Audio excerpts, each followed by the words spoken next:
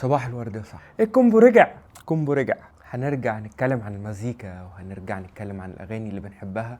انا بحب الحلقات دي قوي وبحب الكلام اللي بيحصل فيها وبحب ردود الفعل عليها. خليني احكي لك حاجه الاول عن نفسي. انا راجل ما عنديش حياه غير المزيكا فعلا. يعني انا يا اما بغني يا اما بتكلم عن الغنى.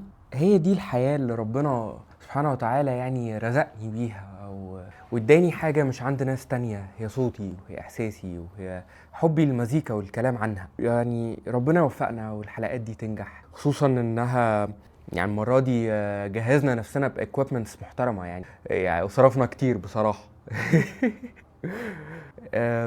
النهاردة هتكلم عن أغنية مهمة عندي أنا شخصيا، لأن الأغنية دي حقيقي يعني هي بتصحي وجع.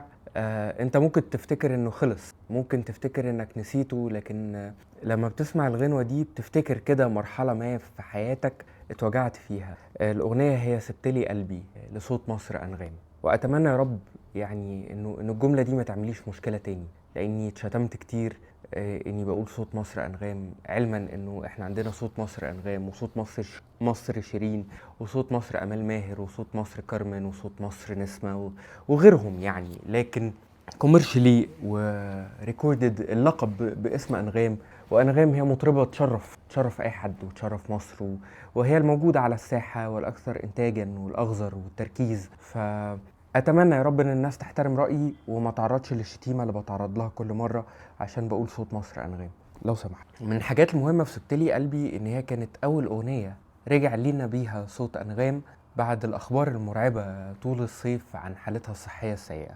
يعني خليني أتكلم عن علاقتي بصوت أنغام. أنا بسمع أنغام من سنة 89 من أيام لاليلي لالي. كنت طفل وهي كانت طفلة، لكن كان صوتها هو صديق طفولتي حقيقي. كان ونسي في طفولتي. كنت لما بكبر وهي بتكبر كنت بحس انه مراحل عمري وهي بتكبر مراحل عمر أنغام الغنائي بتكبر. العلاقة الطويلة بيني وبين صوت أنغام تتعدى مرحلة ان هي مطربة وانا فان، قد ما بحس ان احنا اصدقاء، علما ان في الواقع انا وانغام مش اصدقاء. يعني انا مش من الناس اللي ربنا كتب لها انها تبقى قريبة من السيدة انغام او انه انغام تتواصل معاهم بانتظام او بتشوفهم. ويعني مش هي دي المشكلة. يعني المشكلة عندي ان انا افقد الصوت اللي بحبه. يا رب يا رب ما افقدوش ابدا يا رب، وتفضل ست انغام وبتعمل حفلات ممتعة بصريا وممتعة صوتيا وممتعة موسيقيا. ربنا ادالها العمر والصحة ويثبت عليها يا رب تركيزها، ويثبت عليها التزامها، ويثبت عليها قد ايه هي وهبة حياتها للمهنة ولشغلها. سبتلي قلبي كلمات الشاعر المهذب الخلوق تامر حسين. وانا بصراحة بحب هايلايت قوي اخلاقيات تامر حسين، لانه يعني ممكن شاب كاتب له اعلانين تتكلم معاه يحسسك ان هو كاتب الاطلال، بينما ان تامر حسين اللي عامل نجاحات ضخمه مع ميجا ستار زي عمرو دياب وغيره من الفنانين، لما تتعامل معاه تلاقي نفسك بتتعامل مع شخصيه في منتهى التواضع والادب والتهذيب. ودي حاجه نادره بصراحه في الوسط يعني، او هي مش موجوده غير عند الفنانين الحقيقيين عشان اكون صريح يعني، وتامر حسين واحد منهم. الحاجه التانية، تامر حسين هو من ملوك الكتابه على اللحن المعد سابقا، من ملوك الكتابه على التيمه.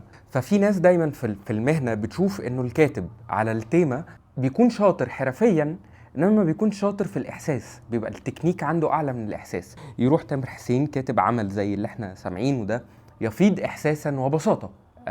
بالاضافه انه كان قيل ان تامر حسين مش هيكون من الناس المفضله عند انغام، وانغام مش هتكون من الناس المفضله عند تامر حسين، وهما الاثنين هم بيثبتوا لنا ان المقوله مش صح، بدليل انه واحده من اهم اغاني انغام في ال5 سنين الاخرانيه كانت من كلام تامر حسين، سبتلي قلبي بتتكلم عن موضوع بيوجع يا اخي، موضوع بيوجع فعلا، وهو صعوبة التخطي بعد انتهاء علاقة. اسم الأغنية سبتلي قلبي بيوضح ان هي بلسان الشخص المتروك مش الشخص التارك، الشخص المجروح. وإن كنت أنا بشوف إنه عند انتهاء أي علاقة السايب والمتساب بيتوجعوا.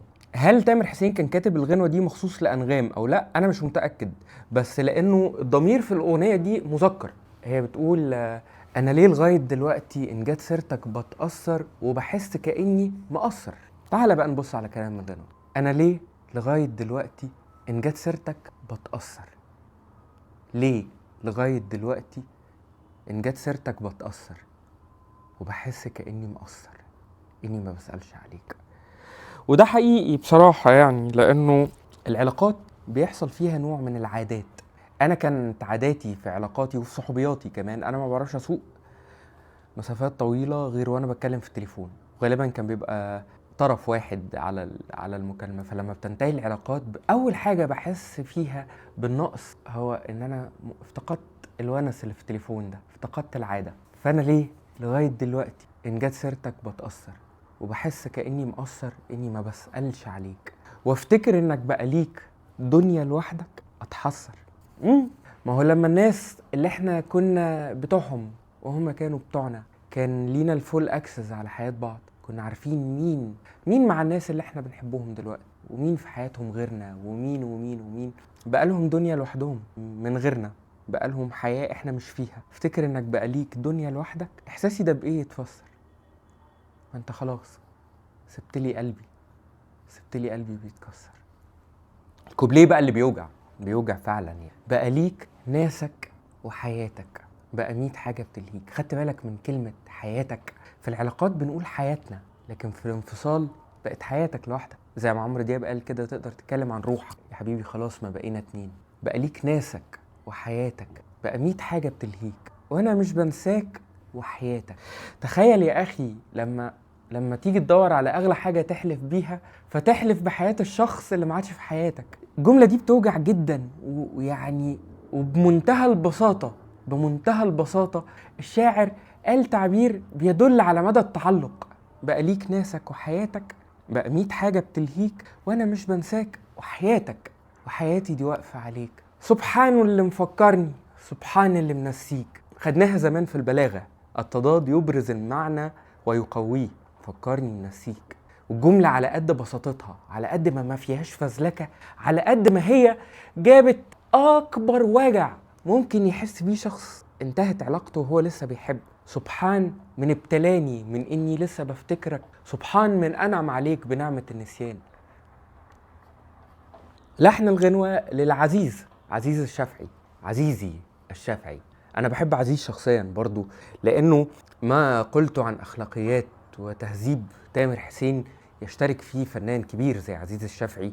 وعزيز الشافعي هو الحصان الربحان بقاله عدد من السنين الأخيرة، بسم الله ما شاء الله. يعني عدد الهيتس الموجودة، خصوصا احنا خارجين من رمضان ده كان بتاع عزيز موسيقيا. يعني عزيز من الفنانين اللي بيعملوا إضافة في مشوار أي فنان بيتعامل معاه، ده حقيقي. وخليني أقول إنه بما إني من المتابعين في مشوار السيدة أنغام، بشوف دايما إن في ملحن في كل مرحلة بيكون هذا الملحن هو الماستر بتاع المرحلة دي. يعني المرحلة الأولى كان الفنان الكبير محمد علي سليمان والد أنغام، بعد كده الملحن الكبير أستاذ أمير عبد المجيد، بعد كده أستاذ رياض الهمشري، بعد كده أستاذ شريف تاج.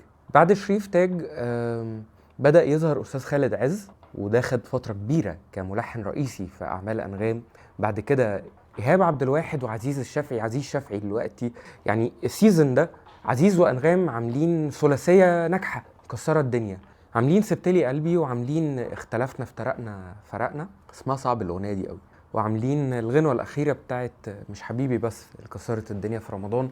الحاجة التانية كمان انه عزيز من ساعة ما دخل تجربة أنغام عمل معاها أعمال مختلفة على أنغام. يعني نفضل نرقص، يعني عمل معاها حتة ناقصة، عمل معاها بنعمل حاجات، عمل أنا سند عليك. فعزيز الشافعي من الملحنين الفارقين جدا في تجربة أنغام. كما ان أنغام اي ملحن بيشتغل معاها يبقى عامل حسابها، يعني أنغام فنانة معروف قوي الكواليتي بتاعتها، فاعتقد ان هما الاتنين فارقين مع بعض جامد. لحن الغنوة بسيط، كان ممكن عزيز يتفزلك ويعمل تحويلات ويطلع بمقام وينزل بمقام، لكنه اختار السكة التعبيرية اللي بتعبر عن الوجع اللي في الأغنية دي. لو خدت بالك اللحن بيثبت على نوتة واحدة أطول عدد مرات ممكنة. يعني ازاي؟ أنا ليه لغاية دلوقتي إن جت سيرتك بتأثر، ليه لغاية دلوقتي إن جت سيرتك بتأثر وبحس كأني مقصر إني ما بسألش عليك.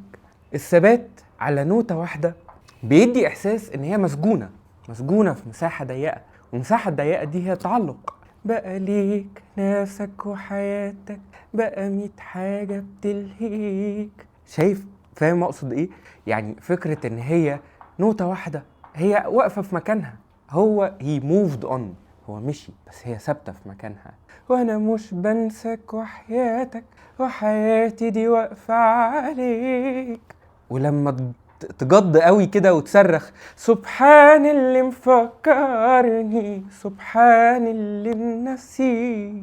وبعدين السيكونس بتاع السينيو بتاع المذهب، افتكر انك باليك دنيا لوحدك واتحسر، احساسي ده بايه يتفسر، ما انت خلاص سبتلي قلبي، سبتلي قلبي بيتكسر. وبعدين قلبي قلبي قلبي، شيء من النواح، شيء من البكاء، شيء من الهدهدة، من الطبطبة على الروح. لكن في تعبير انا كنت قلته زمان على اغنية بنلف، بحب اقوله على الغنوة دي: الحزن النبيل، الحزن اللي ما فيهوش ولولة وما فيهوش بكائيات وصراخيات ويا لهوي يا لهوي، لا، قلبي قلبي قلبي بيتكسر. التوزيع للنادر نادر حمدي.